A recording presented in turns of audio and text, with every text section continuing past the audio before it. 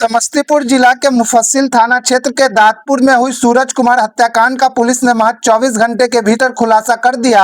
जांच में जो सच सामने आया है वह सिर्फ एक हत्या की कहानी नहीं बल्कि रिश्तों के टूटते भरोसे और जमीन के लिए बढ़ती संवेदनशीलता की दर्दनाक तस्वीर भी है। पुलिस के अनुसार जिस सूरज कुमार की गोली मारकर हत्या की गई उसका हत्यारा कोई बाहरी अपराधी नहीं बल्कि उसका अपना चचेरा भाई निकला। वर्षों से चल रहे जमीन विवाद ने आखिरकार एक परिवार को ऐसा जख्म दे दिया जिसकी भरपाई शायद कभी नहीं हो सकेगी।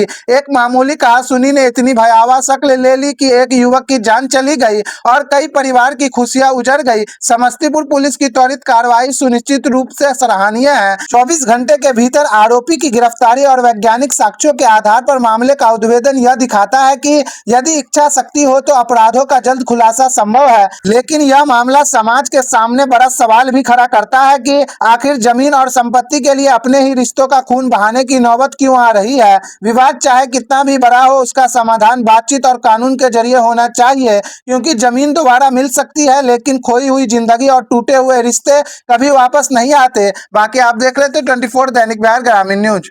हाँ सर बताइए। मुफस्सिल थाना अंतर्गत ग्राम दातपुर में कल सुबह 6:30 बजे के आसपास सूरज कुमार पिता भोला राय साकिन दातपुर की गोली मार करके हत्या कर दी गई थी।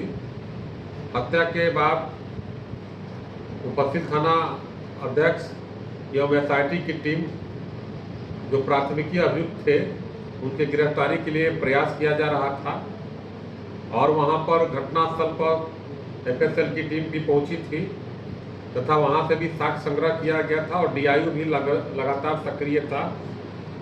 इसी बीच में जो मुख्य अभियुक्त थे, जो घटनास्थल पर मात्र एक अभियुक्त ने गोली फायर किया था, वो गणेश कुमार पिता शंकर राय, इनको गिरफ्तार किया गया है। गिरफ्तारी के पश्चात तत्काल इन्होंने अपना अपराध स्वीकार किया और इनके हाथ से गोली फायर का जो बारूद का भी सैंपल लिया गया है, हाथ पर से सैंपल मिला है, जिसकी जांच विधि विज्ञान प्रयोगशाला से कराई जाएगी। इसमें जो हत्या के पीछे कारण है कि मात्र एक हाथ जमीन को के अंदर जो दीवार था उसको हटाने को लेकर के एक दिन पहले बात भी हुई थी और जो प्राथमिकी अभियुक्त थे उनके पिता ने भी धमकी दी थी और अगले दिन सुबह में गणेश कुमार उसको हटाने का प्रयास कर रहे थे।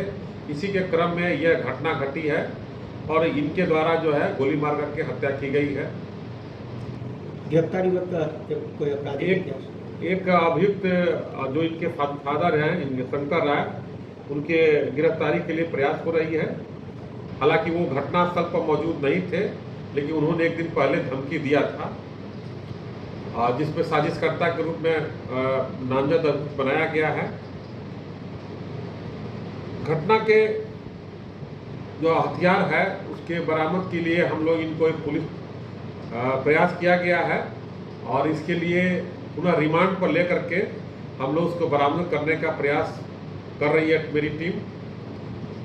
ये कांड का जो घटनास्थल पर फायर का 3 खोखा मिला है, शरीर के अंदर से भी बुलेट का भाग 2 मिला है और जो सैंपल है सब जब्त किया गया है।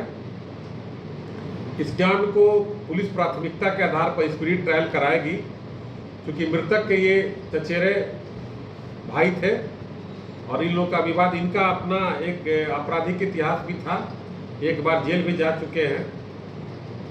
इस आधार पर इस कांड का सफल उद्भेदन हुआ है और पिस्टल के बरामदगी के लिए इनको माननीय न्यायालय में उपस्थापन के पश्चात इनको रिमांड पर लेकर अग्रिम कार्रवाई की जाए। पिस्टल कहाँ से लाया था, कुछ बताया?